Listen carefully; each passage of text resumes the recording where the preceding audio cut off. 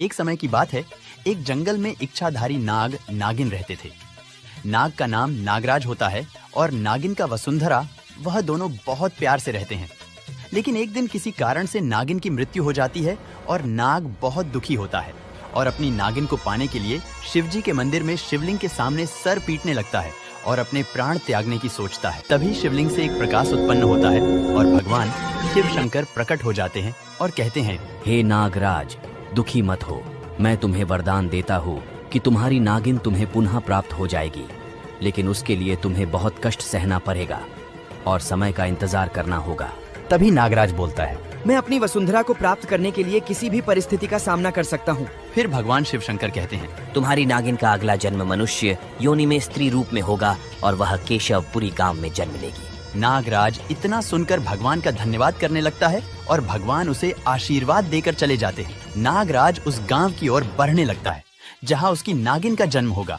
वह उसी के खेत पर अपना स्थान बनाकर रहने लगता है और उस समय का इंतजार करता है कि वो कब जन्म लेगी और कब बड़ी होंगी। इंतजार करते करते 10 साल बीत जाते हैं और एक दिन एक छोटी सी बच्ची जिसका नाम आरती होता है, वह अपने खेत पर जा रही थी। तभी रास्ते में वृक्ष के नीचे उस नाग को बैठा देखती है और उसे नाग से डर नहीं लगता। नाग ने उस बच्ची को देखा तो उसकी आंखों में वही चमक थी जो उसकी वसुंधरा की आंखों में थी। वह समझ जाता है कि मेरी वसुंधरा आ गई। लेकिन उसने उस वक्त आरती को कुछ नहीं कहा क्योंकि उसकी उम्र बहुत छोटी थी।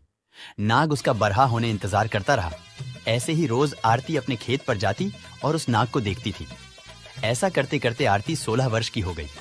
तभी उसकी माँ ने बोला, बेटा आरती, मैं और तेरे बाबा शहर में काम करने जा रहे हैं। गरीबी बहुत है बेटा, तू मामा के घर रह लियो, हम तुझे वहीं भेज देंगे।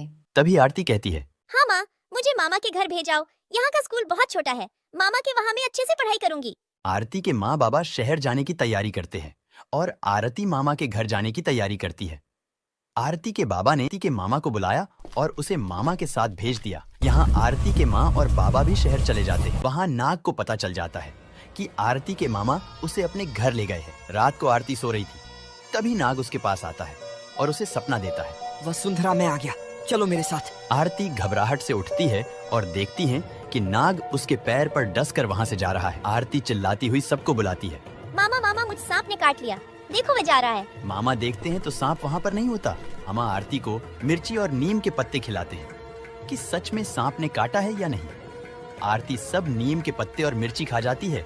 उसको बिल्कुल भी मिर्ची नहीं लगती और ना ही जहर चढ़ता है। तभी सभी लोग परेशान हो जाते हैं और अगले दिन मामा आरती को बालाजी के मंदिर में ले जाते हैं। वहाँ मामा को पता लगता है कि यहाँ के पुजारी जहर उतारने के साथ साथ सिद्धि से ध्यान करके भूत और भविष्य के बारे में भी बताते हैं। आरती के मामा आरती को उसी पुजारी के पास ले जाते हैं और कहते हैं, मेरी भांजी को सांप ने काटा है, इसको बचा लो पुजारी जी। पुजारी ध्यान करता है और कहता है, जिस सांप ने इस लड़की को काटा है वह साधारण सांप नहीं है, इच्छाधारी नाग है, इसका पूर्व जन्म का साथी। वह इसको पाने के लिए इसके पास आया है और ये बच्ची भी उसके लिए आई है। नहीं पुजारी जी, आप कुछ नहीं जानते।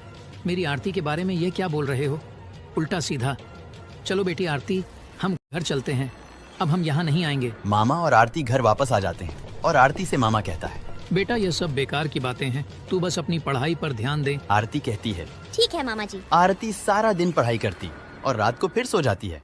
आरती को सपने में फिर नाग दिखता है और बोलता है, वसुंधरा मेरी मणि पर हाथ रखो, चलो हम अपनी दुनिया में चले। फिर नाग आरती को डस लेता है और चला जाता है। फिर सुबह आरती मामा को और नानी को बताती है, मामा नानी देखो, फिर से सांप ने मुझे काटा है। मामा सोचता है कि इसको कोई सांप काटता है या इसको कोई भ्रम हो रहा है।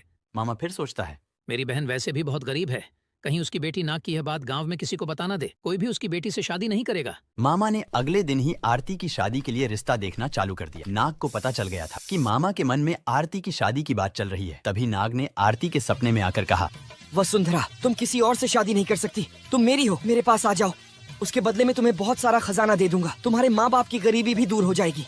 इतना कहकर नाग फिर से आरती को डस लेता है। आरती सपने की बात को नहीं समझती और आरती रोती हुई कहती है, मामा सांप सांप, उसने मुझे फिर से काट लिया। मामा सांप को देख लेता है और उसके ऊपर टोकरी रख देता है और उसे मारने की सोचता है। टोकरी को उठाकर देखता है तो वहाँ नाग नहीं